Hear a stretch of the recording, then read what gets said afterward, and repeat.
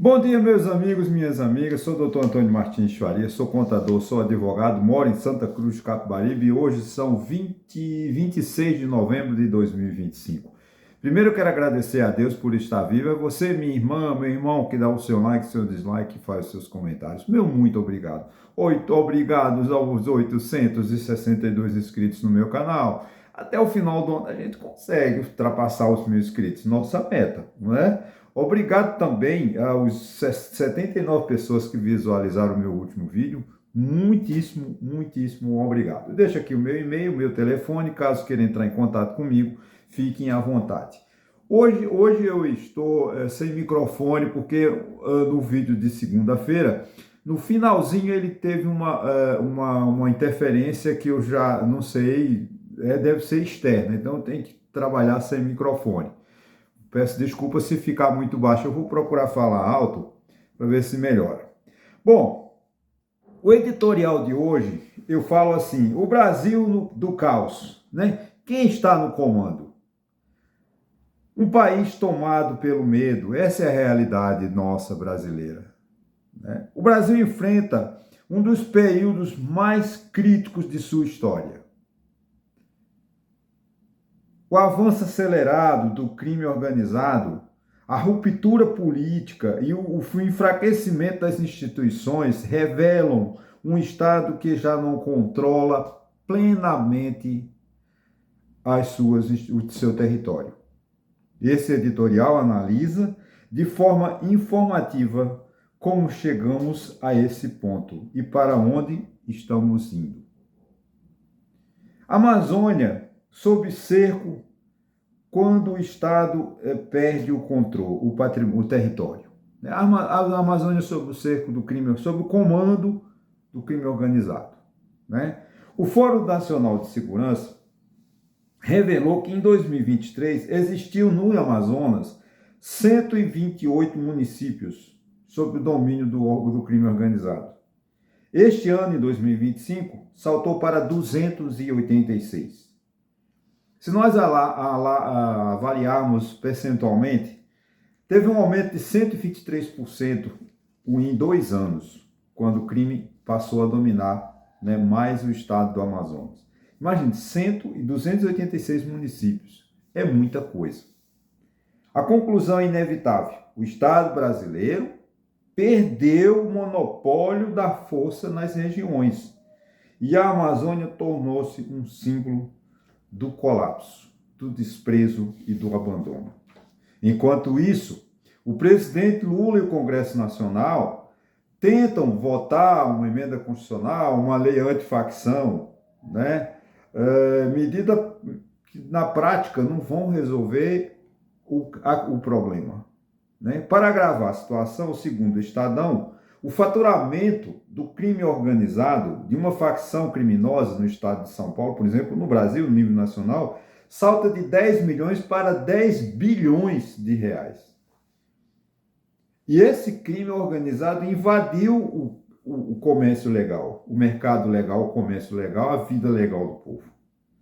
Então você não sabe mais, quando a gente vai para um posto de gasolina abastecer o nosso carro, se você está contribuindo com o crime ou se está contribuindo com o país, porque você não sabe quem é o dono do posto. Se o posto de gasolina é dominado pelo crime organizado. Inclusive na Faria Lima, né, como tem essa questão do Banco Master e a última incursão da Polícia Federal, quando desbaratou várias quadrilhas, né, todas elas envolvidas com o crime organizado. O crime organizado, gente, já tem um nome, crime organizado. Organiza-se, cresce e se legaliza. Enquanto isso, o Estado perece, desfacela-se, desmancha-se, descontrola-se, né? Desconfio que a classe política está a favor dos mais ricos, do 1% da sociedade, e a favor das organizações criminosas. Porque não é possível que o Estado brasileiro fique tão vulnerável, tão caótico como nós estamos vivendo. Falando agora de política. Bolsonaro liquidado. A direita perde o rumo. O tradicional almoço da Febraban, que é a Federação dos Bancos, ou seja, só tem uma elite, né? Só tem rico nesse almoço. Anual nela, claro, a festa de Natal, já estamos praticamente no final de novembro, já começamos as festejos do Natal. Os banqueiros naquela festa afirmaram que Jair Bolsonaro, após violar a tornozeleira eletrônica, tornou-se irrelevante. De acordo com o Estadão, Bolsonaro e o dono do Banco Master foram tratados naquele jantar, ou naquele almoço, como liquidados, fora do páreo, fora de qualquer conjectura. Significa que a carreira de Jair Bolsonaro foi enterrada. O Centrão pressiona Bolsonaro para que ele indique seu candidato em 2026, mas ele não quer, né, segundo informações, nenhum membro de sua família na chapa majoritária. Que Bolsonaro quer que a esposa dele, Michele, seja candidata ao Senado pelo Distrito Federal, que é praticamente eleita, e também o Carlos, que é vereador do Rio de Janeiro, seja candidato por Santa Catarina e provavelmente também será eleito. Tirando do páreo o ministro, acho que ele foi ministro do governo Sarney, Esperidião, velho político tradicional, nosso querido e velho senhor chamado Esperidião Amin, que foi governador de Santa Catarina, foi senador, foi deputado federal, acho que foi ministro. A esposa dele também acho que foi governadora, ele também foi prefeito de Florianópolis, então é um político muito tradicional naquele estado. Então, provavelmente é o fim da carreira política dele, porque vai disputar uma Caroline de Paula, né, que é uma deputada por Santa Catarina, e o filho de Jair Bolsonaro.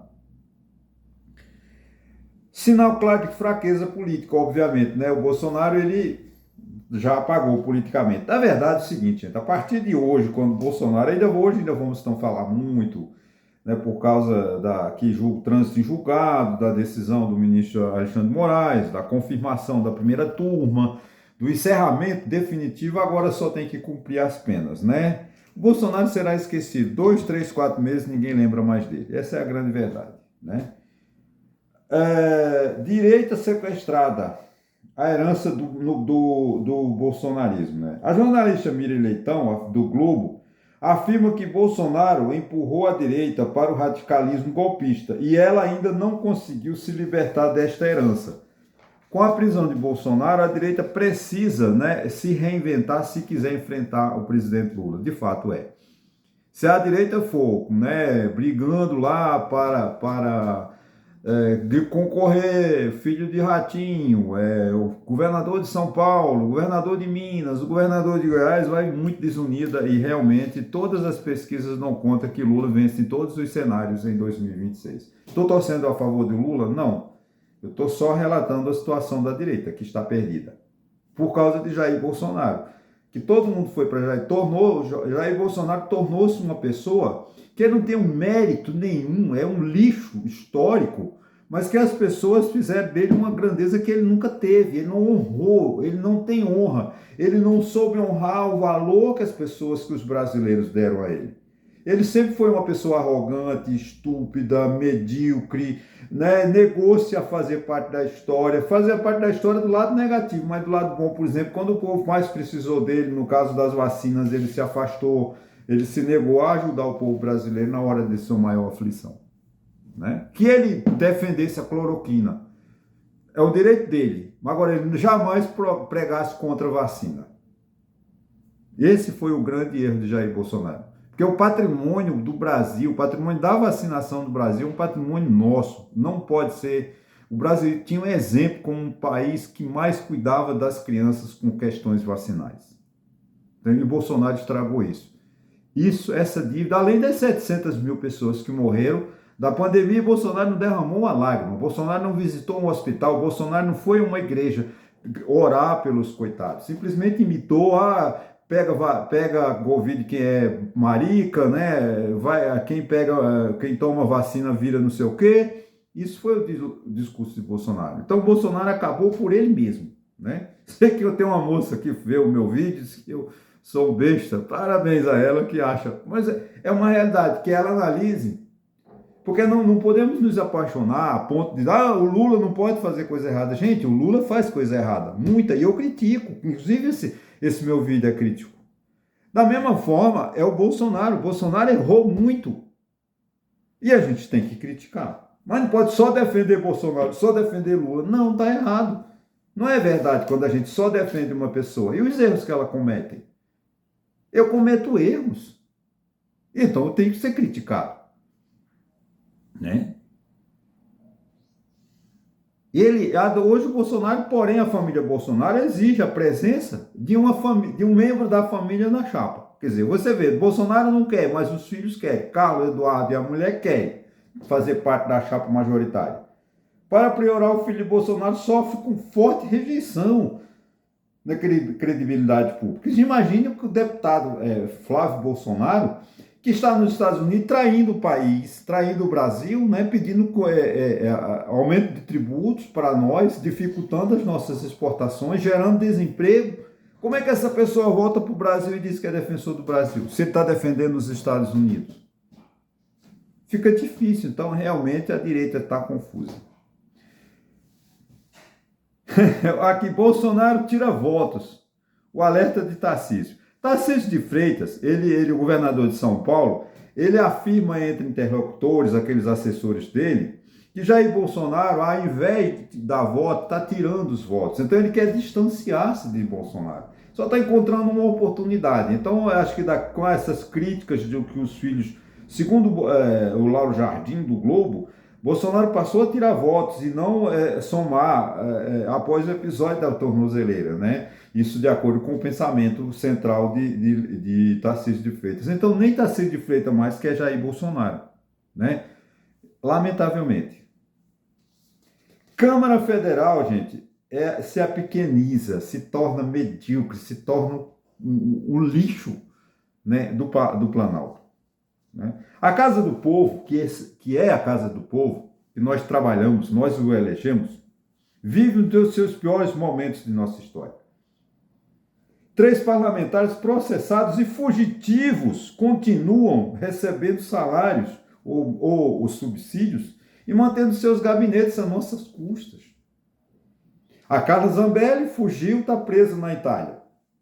Agora o Ramagem fugiu, está nos Estados Unidos, junto com o filho de Eduardo Bolsonaro. É claro que o filho de Eduardo Bolsonaro não é fugitivo, mas ele está lá trabalhando contra o país. A mesma coisa, Ramagem, votando ainda, querendo votar. A gente não tem no nosso regimento interno, nem na Constituição, a permanência de um deputado no estrangeiro preso, processado e votar em deliberações da Câmara via, por mais que seja a internet, ele possa fazer isso, mas tem que estar no território. Isso é uma questão lógica. Não tem isso. Quando o presidente da República, o governador, viaja, o que ele faz simbolicamente? Ele passa o cargo de presidente da República para o vice. Ah, mas o presidente dos Estados Unidos viaja para onde vai e continua presidente dos Estados Unidos. Mas é a Constituição americana, que nós não temos nada a ver com ela. Na Constituição americana não tem essa questão, mas no Brasil tem isso desde Dom Pedro I, Dom Pedro João VI, Dom Pedro I, Dom Pedro II, Princesa Isabel. Os presidentes da República, quando deram o golpe de Estado e implantaram a República, sempre tem a questão da substituição do vice. Então, isso é o princípio da simetria. Se um parlamentar ele se ausenta do país, ele não pode participar da votação na Câmara. E também já era para ter desmobilizado os gabinetes desses parlamentares. Mas é uma vergonha, isso é roubo. O senhor Hugo Mota está roubando o povo brasileiro. Ah, senhor Antônio, o senhor está assim. Não, ele precisa tomar medidas imediatas e parar com esta sangria. Nós não podemos ficar dependendo de 3 parlamentares que eles têm que ser substituídos pelos seus respectivos suplentes. Não podemos, dos 513, nós só estamos com 510 parlamentares. Porque eles estão ausentes. Carla Zambelli está presa, o Ramagem está fugido, lá morando em Miami, e o filho de Eduardo Bolsonaro com fixação de residência, não sei lá se está aonde, qual é, mas ele vive muito em Washington, a capital federal dos Estados Unidos. E a Câmara Federal, gente, Tem na Constituição, o deputado foi condenado a mais de 8 anos de prisão, ele perde automaticamente o mandato, não precisa, a Câmara só é notificada, e a diretoria, a mesa da Câmara que delega, acabou o mandato do fulano, do ciclano, por isso, por isso. A condenação de Zambelli, trânsito em julgado, a condenação de Ramagem, trânsito em julgado, ele não pode mais ser parlamentar, tem que ser cassado imediatamente.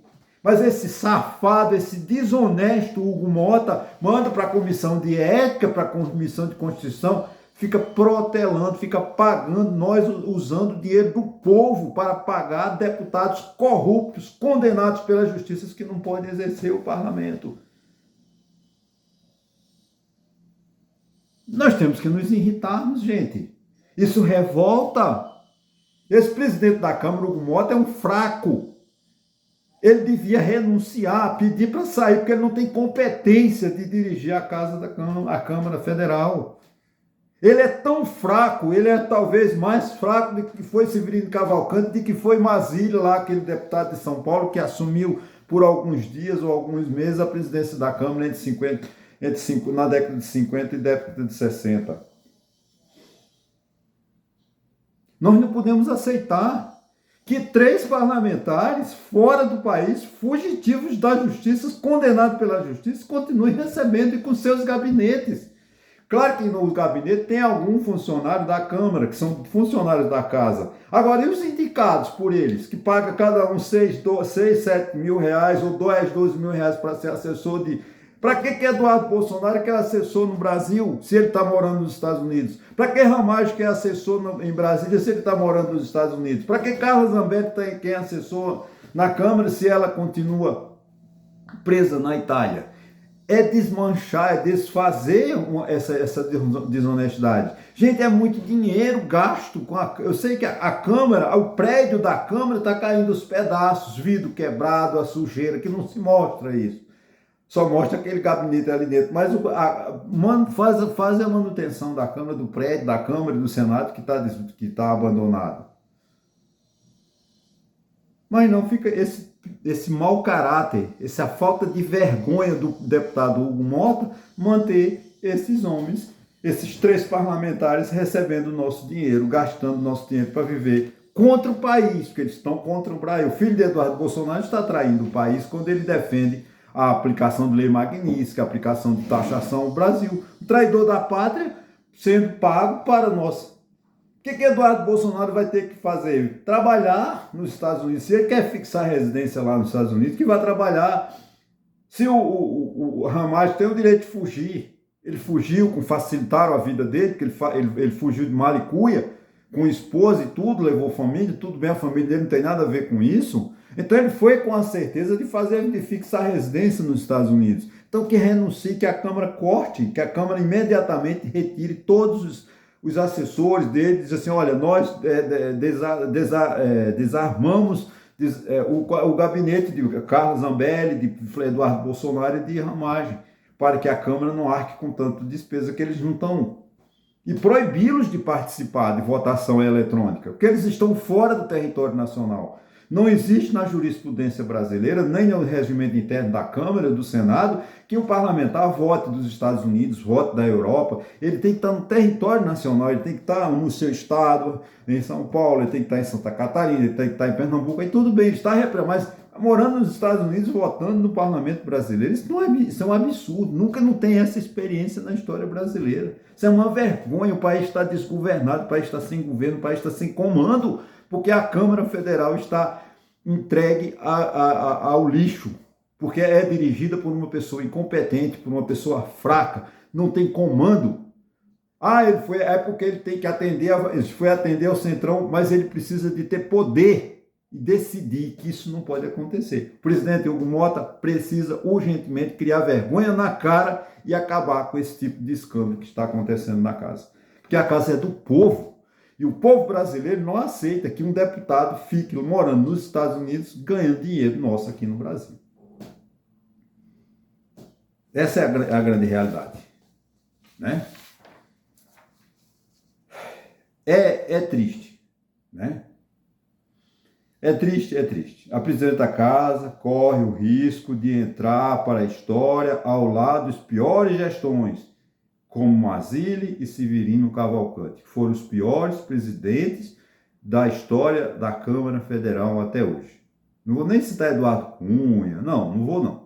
Os piores presidentes da Câmara foi Severino Cavalcante, lamentavelmente é um pernambucano, Hugo Mota é um paraibano, mas seu que Mazili era de São Paulo. Um dos piores presidentes da Câmara hoje pode, com certeza, ser considerado o Hugo Mota. Vergonha para Paraíba, vergonha para João Agripino, vergonha para Rui Carneiro, vergonha para aquele senador que eu esqueço o nome dele agora, um senhor que foi muito, para o Ronaldo Cunha Lima, tantos e tantos políticos que nós temos na Paraíba. Hugo Mota é uma vergonha para o Brasil, porque ele é um fraco, é um medíocre como presidente da Câmara dos Deputados. Essa é a grande realidade.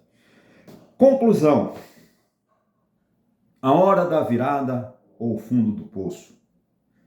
O crime cresce, a política derrete e as instituições vacilam. Porque a Câmara Federal está vacilando, ela não pode continuar pagando subsídio para Carla Zambelli, para Alexandre Ramagem e para o filho de Jair Bolsonaro. Se nada for feito, o Brasil corre o risco de perder mais território para o crime organizado, né? Ver sua democracia corroída e sua população refém da violência e da instabilidade. Gente, nós estamos à beira de um caos. É chegada a hora de decisões firmes. Ou o Brasil recupera o controle do monopólio da violência, ou será controlado. Não pense que o crime organizado, gente, não vamos chamar, vamos ser claros, caberia outro vídeo aqui falar sobre isso. O crime organizado no Brasil não quer a política, tá, gente? Ele não quer. Ele não está... Por que agora, nessa grande confusão de transformar em crime hediondo, em crime de terror, como diz assim, para não dizer a palavra? Porque não tem no Brasil, o Brasil vive uma guerra civil, não, porque no conceito de guerra civil é quando você tenta derrubar um Estado, um governo e constituir o outro. O crime organizado, ele não quer governo, ele quer a desordem, para ele poder sequestrar a liberdade do povo. Quando você não puder ter mais, contratar uma agência de comunicação, você não poder pegar um táxi sem autorização deles, porque eles estão ganhando dinheiro, como é o caso no tráfico de droga na Rocinha, em outras favelas do Rio de Janeiro. O mototaxista paga para o crime organizado, a net, a televisão por assinatura é do crime organizado, a internet do crime organizado. Isso é que eles querem comércio. E o Estado não pode perder esse monopólio da violência. Quer chegar nesses locais e dizer aqui quem manda sou eu, e vai ter o poste ali da empresa A, da empresa B, de internet, de comunicação, de TV. Pronto, agora não é a venda de gás. Mas nós estamos numa situação que a gente não sabe mais. O Brasil perdeu esse controle em todos os estados, inclusive o governo federal. O exemplo da Amazônia, quando eu abri hoje com o meu editorial. A Amazônia está entregue, gente. Nós acabamos de ter uma COP30, que vamos ser a COP31, não sei lá, acho que é lá na Líbia, aqui o ano que vem. Nós perdemos a chance de discutir uma série de problemas e controlar a Amazonas. Nós não temos o controle da Amazônia. O governo brasileiro não controla a Amazonas. Ele perdeu o controle. Porque não tem... O que está lá é o crime organizado, é o garimpeiro, é o traficante de droga, o que corrompe as nossas... leva a nossa fauna, leva a nossa flora para o estrangeiro. Você vê a bagunça que é esse rapaz, né, mudando aqui só para encerrar, para não dizer que eu não falei, esse rapaz que está colocando em risco o Enem. Gente, um país que não tem condições de controlar um exame nacional para que o seu jovem possa concorrer a uma vaga na universidade, esse país não pode ser sério. Quantas agora, né, questões estão sendo anuladas porque um estúpido pagou acho que R$10 para alguém ir para fazer uma prova, decorar e vender para ele divulgar na internet. Ele cobra acho que é 5 ou 6 mil por essas dicas. Ele está cometendo um crime? Eu não sei, confesso a você que não, porque ele não violou, ele simplesmente pagou para uma pessoa. É ilegal? É. Você foi fazer aquele exame, né? Agora, para que o Conselho Nacional, sei lá, o INEP, o Ministério da Educação, abre questões e questões faz assim, chamam as pessoas, elas assinam lá um termo, né, de confidência. Gente, não dá. E essas questões possam cair no exame. Isso é falta de organização, gente. Não dá. O MEC tem que ter outras medidas, outros parâmetros para conhecimento se o jovem está apto ou não a fazer exame. Não é entregar a lição. Deixa isso para os cursinhos de pré-vestibular, mas não o MEC liberar. O país não controla, o Ministério da Educação quer exemplo. Não, o ministro da Educação do governo Lula é um exemplo. Ele mudou o perfil, mudou a característica da educação do estado do Ceará. Mostrou essa competência. Não, mostrou muita incompetência. Um estado, um ministério que não tem condições de controlar um exame nacional. Então vê como o Brasil perdeu o controle, o Brasil está sem controle, o Brasil está vivendo um caos administrativo, político, socialmente.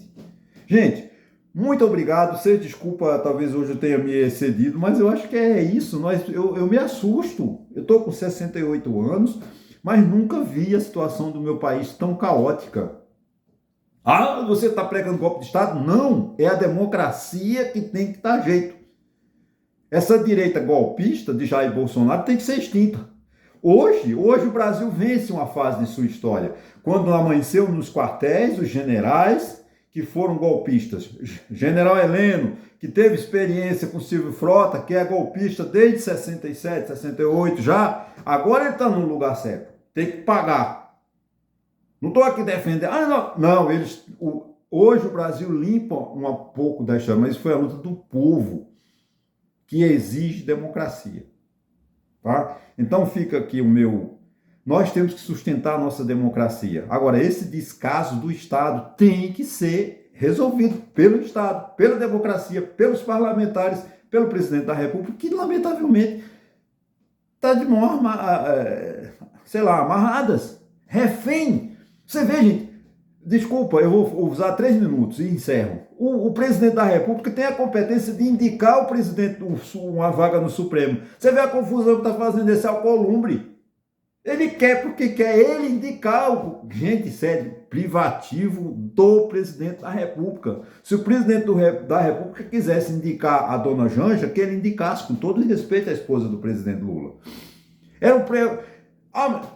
Cabe ao Senado derrubar, não aprovar, se a pessoa mostrar-se incompetente, não ter condições ilibada, não ser um profundo conhecedor de direito, que já teve no Brasil, no Supremo Tribunal Federal, o médico, ministro do STF.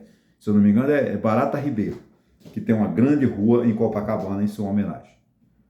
Gente, muito obrigado mais uma vez e até sexta, se Deus quiser.